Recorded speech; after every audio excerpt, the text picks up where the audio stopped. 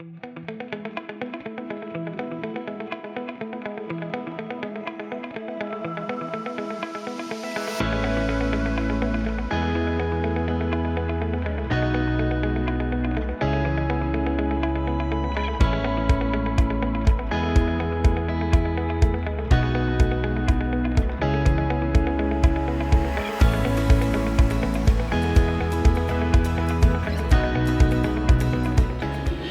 charla se trata del impacto de la inteligencia artificial.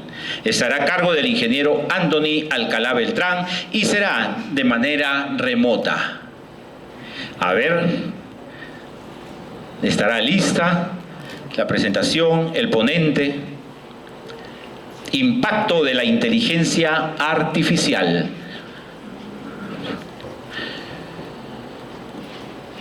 Ingeniero Anthony Alcalá Beltrán.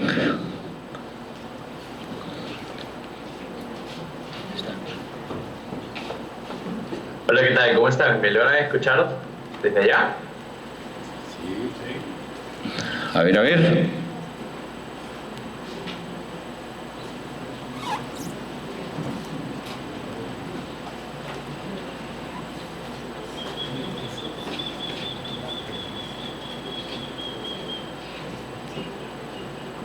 ¿Qué tal? Buenas tardes con todos. ¿Me logran escuchar?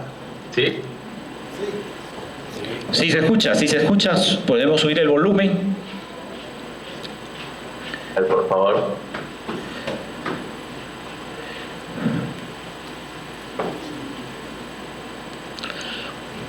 Sí, se me escucha.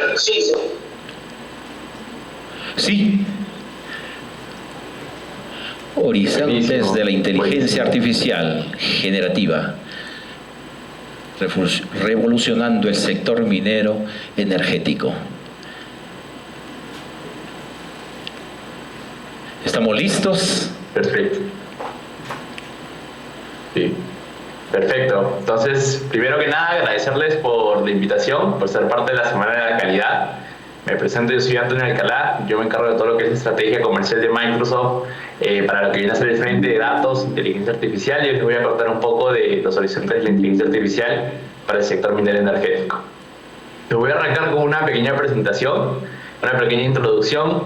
De hecho, venimos escuchando mucho los últimos meses, el último tiempo acerca de lo que realmente es la inteligencia artificial, pero no es algo para nada nuevo.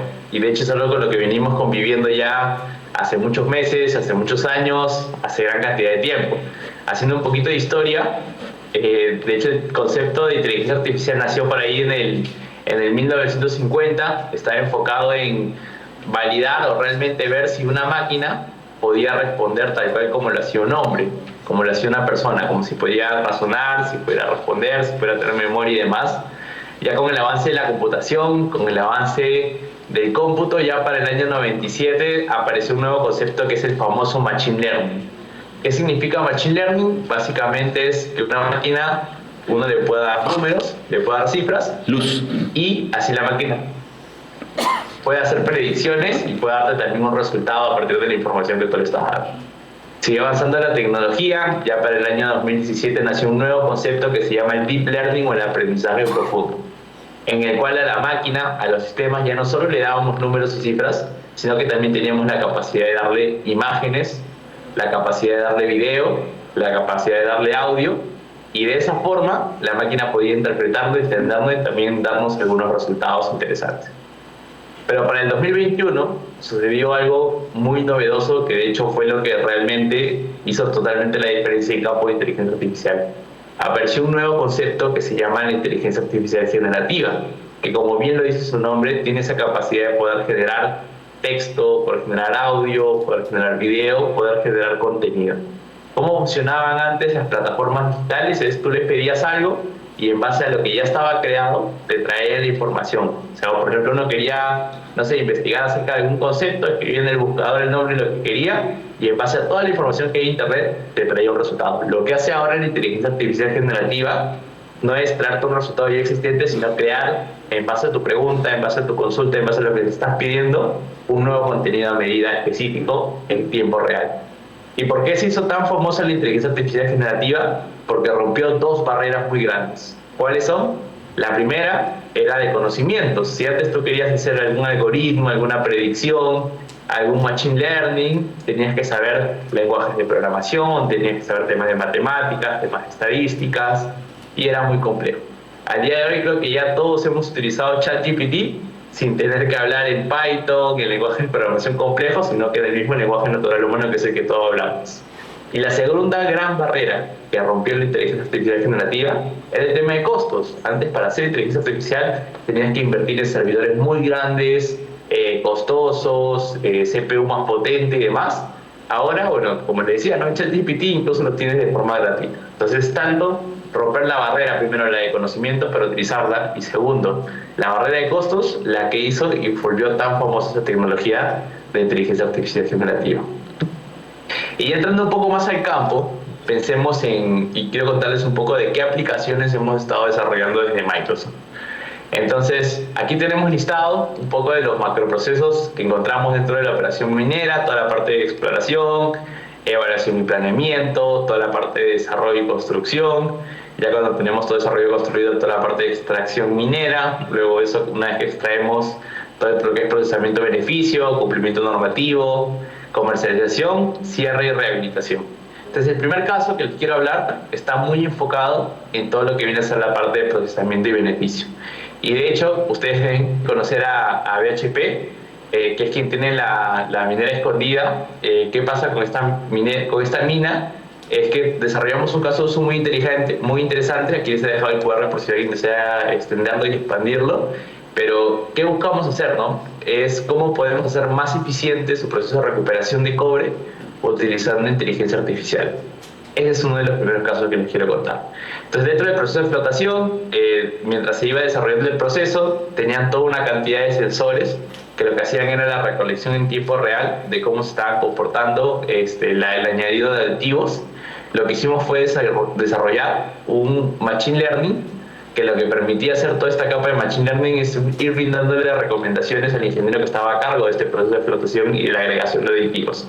Que como bien sabemos, agregar un aditivo, contrarrestar otro, significa también un costo para la empresa, un costo para la organización. Pero ¿qué era lo que pasaba? Que el algoritmo de Machine Learning lo que hacía era le entregaba las recomendaciones. Agrega tanto de esto, disminuye de esto, compénsalo con lo otro. Pero al final, del otro lado, tenemos un especialista, que es una persona que tiene 15, 20 años realizando este proceso, tiene mucha experiencia, y no es un robot como para que lo que le diga él esté ejecutando una y otra vez. O sea, tenía dudas, ¿no? Pero como era un algoritmo que simplemente le botaba un resultado, le era imposible poder conversar con esas recomendaciones, debatirlas, hacer todo el tipo de preguntas. ¿Y qué pasa si en vez de agregarle eso le agrego más que el otro? ¿Por qué está reaccionando así? Entonces lo que buscamos fue cómo podemos realmente desarrollar una sinergia a través de la discusión entre lo que te da la máquina, entre la recomendación del Machine Learning y la experiencia que tiene la persona que está ejecutando el proceso. Ahí es donde se habilita una interfaz humano-inteligencia artificial, que es lo que nos permite hacer la inteligencia artificial generativa. De un lado tienes el código frío, tiene parámetros, tiene sensores, recolecta la información y bota una recomendación. Pero esa recomendación a través de la inteligencia artificial generativa puede y permite que pueda conversar, debatir con un especialista, tal vez no al mismo nivel que un especialista que tiene muchísima experiencia, pero sí le permite debatir y cuestionar cada una de estas recomendaciones. Entonces, ¿por qué quería contarles este escenario? Porque es un muy buen ejemplo en el cual tanto la parte máquina, inteligencia artificial generativa, tiene un gran componente de sinergia con ese humano, con esa persona, con esa experiencia y con ese conocimiento. Porque inicialmente uno antes pensaba, oye, inteligencia artificial termina reemplazando mi trabajo, y la verdad el primer mensaje que quiero darles es no, la inteligencia artificial viene a potenciar tu trabajo, a hacer una sinergia y a hacerte mucho más valorable en el proceso que realizas en el día a día. Un siguiente caso que les quiero contar está muy relacionado a toda la parte de cumplimiento normativo y residuos. Y quiero que cada uno, en el rol que tiene, en la posición que tiene, se ponga a pensar cuántos documentos, cuántos informes, cuántos reportes le toca preparar en el día a día, cuántas de las horas que estamos ejecutando, trabajando, nos terminamos sentando en el computador, abriendo el Word, abriendo el Excel e ingresando números, armando reportes, armando cuadros, tanto sea para mostrar algún progreso, para el área interna, para el jefe o incluso para el Estado cuando tenemos que hacer la presentación de los temas de normativa, cuánto estamos extrayendo, cuánto estamos transportando y demás. Entonces, el siguiente caso lo desarrollamos con una empresa de gas en Colombia. ¿Qué se buscaba? Es de qué forma podemos automatizar toda esa parte de reportes para todo lo que es extracción e incumplimiento. Ellos de forma semanal e incluso de forma diaria les tocaba aplicar reportes de cuánto están haciendo extracción por cada uno de sus procesos, por cada uno de sus yacimientos. Entonces, realmente era una gran cantidad de horas en las que las personas tenían que sentarse, recoger toda la información de tablillas, abrir uno que otro sistema para poder después ponerse a construir el informe que les tomaba por unas 3, 2 horas al día. Entonces ahora con la inteligencia artificial generativa uno puede brindarle los parámetros y con los parámetros entregados ya automáticamente puede generar ese informe, que son formatos en su mayoría estándar, para así poder enviar el informe y enviar toda esta información, ese reporte de extracción y cumplimiento. Entonces, ¿por qué les cuento este caso? Porque si bien generar informes, generar reportes, Word, Excel, termina siendo un trabajo muy operativo, en este caso la inteligencia artificial entra para liberarle la carga operativa a esa persona y darle más horas para que se pueda dedicar a trabajo creativo. Ya no tanto estar ahí escribiendo informes, sino realmente aprovechar su tiempo en cosas que puedan ser más estratégicas, más creativas, en vez de ocuparse del trabajo del día a día, esos reportes tediosos, pueda pensar en cómo mejoro mi trabajo, cómo mejoro lo que estoy haciendo, cómo dedico tiempo a otras cosas que pueden agregar valor en los procesos que estoy ejecutando en el día a día. Entonces, esto afecta a todos, hasta a mí me toca hacer reportes. Quería contarles este caso también súper interesante. Y el siguiente, y ya es un poco más global, es pensar, ok, ya hemos visto ejemplos puntuales para cada uno de los escenarios, para toda la parte de procesamiento, para la parte de cumplimiento, generación de reportes, pero ¿por qué no pensar en un asistente que sea 360, que pueda abarcar absolutamente a cada uno de los macroprocesos que ejecutamos en el día a día, ¿no? A todos nosotros nos toca, por ejemplo, no sé, tenemos que ver el tema de la programación de las voladoras, tenemos que abrir una aplicación, tenemos que revisar algún informe, tenemos que traer alguna información que tenemos tal vez en un SharePoint, en un repositorio de documentos, toca ver el progreso que tenemos en alguna construcción, en alguna habilitación, cuándo llega el transporte, con qué proveedores estamos trabajando, y una gran cantidad de información que en el día a día todos estamos consumiendo y alimentando también. Y nos toca, bueno, abrir cuántos reportes, abrir cuántos documentos, descargar cuántos archivos para llevarlos, o andamos con esos folders tan grandes de información. Imagínense que tuviéramos un asistente, así como por ejemplo vemos en la película de Iron Man que le pregunta todo a Jarvis, un copiloto que realmente nos pueda acompañar y brindarnos toda esa información a la mano, al alcance del celular, por ejemplo. Ahí es donde entra un caso muy interesante con una organización que se llama Petrobras, que tiene presencia también en toda Latinoamérica. ¿Qué hicimos con ellos? Cargamos toda esa información, esos reportes, esos informes, esas estadísticas, esas métricas que muchas están en documentos de Excel, en SharePoint, en reportes de Power BI, o que tenemos ahí en general en un repositorio documental, y creamos un asistente que se llamó, o se llama, mejor dicho, es una solución que está trabajando que se llama Chat Petrobras. Alimentamos esa herramienta y lo que permitió es optimizar todos esos flujos de trabajo, reducir gran cantidad de tareas manuales y gran resumen de informes de N páginas que a veces nosotros nos toca leer, revisar uno a uno, para que recién con toda esa información podamos tomar una buena decisión de la operación que estamos haciendo en el día a día. Y como era un asistente cross para toda la operación, para todos los países, generamos un impacto sobre 110.000 usuarios que si antes manualmente tenían que realizar N reportes, N documentos extensos y demás, que es un trabajo que hacemos en el día a día, cuánta información consumimos, ahora lo tienen al alcance de su aplicativo móvil, al alcance de su intranet. Entonces, ¿cuánto esto aliviaría todo ese trabajo que estamos haciendo? Pero hasta este punto hemos conversado solo de beneficios. Y un siguiente punto al cual quiero llevar la presentación que estoy haciendo en este momento es, eso es todo lo bueno y hasta dónde podemos llegar. Pero ¿qué beneficios, o mejor dicho, qué desafíos encontramos en el sector minero energético? El primero de ellos es la complejidad de los datos. A diferencia, por ejemplo, de un sector retail, de un sector de consumo masivo, de servicios, normalmente ellos es información que hay en bases de datos. y en documentos, información relacionada.